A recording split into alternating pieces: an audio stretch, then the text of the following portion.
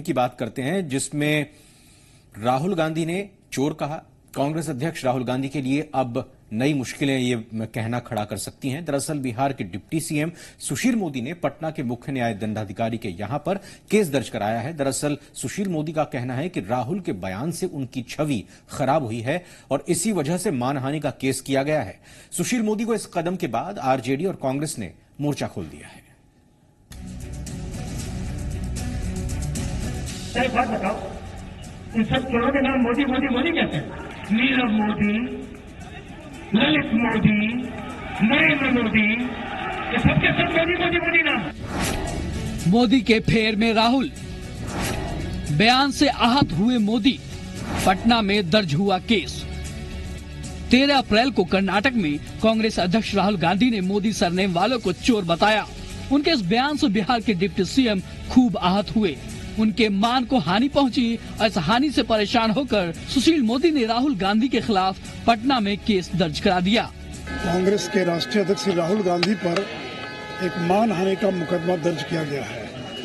IPC की धारा 500 के तहत, जिसमें 2 वर्ष की सजा का प्रावधान है और जिस एफिडेविट में इस बात का उल्लेख किया गया है कि कर्नाटक की कोलार की एक सभा में उन्होंने देश के सारे मोदियों को चोर कहा है और इसलिए आज मैंने अपने वकील के माध्यम से सीजेएम कोर्ट में सुबह 9:30 बजे और अपनी याचिका दाखिल की है।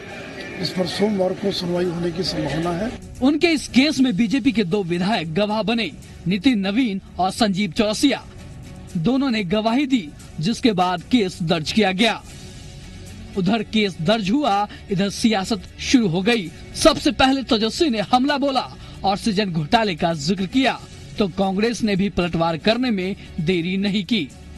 और ये केवल और केवल जो है चुनाव को देख कर के मैनिपुलेट करने वाली जो बातें हैं, उससे कुछ होने वाला नहीं है।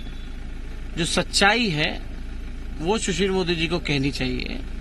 हम उनसे पूछते हैं कि चारा घोटाला में नीतीश कुमार जो आप बयान देते थे, उसमें वो दोषी है कि नहीं? अपने बयान पर वो सहमत है कि नहीं है, ये वो बताएं। राहुल गांधी जी ने ये नहीं कहा कि देश के सभी मोदी चोर हैं, लेकिन उन्होंने ये कहा कि जो चोर पकड़े जाते हैं वो मोदी ही क्यों होते हैं। पटना में केस दर्ज होने के बाद राहुल गांधी के सामने अब नई मुसीबत आ गई है। अगर केस में दोषी पाए गए तो राहुल गांधी को कम से कम 2 साल की सजा हो सकती है, लेकिन पहले दोष तो साबित करना होगा। हालांकि चुनावी मौसम में अभी ऐसे खेल कई दौर में चलेंगे, जिसे कांग्रेस अध्यक्ष बखूबी जानते हैं। ब्यूरो रिपोर्ट, जी मीडिया।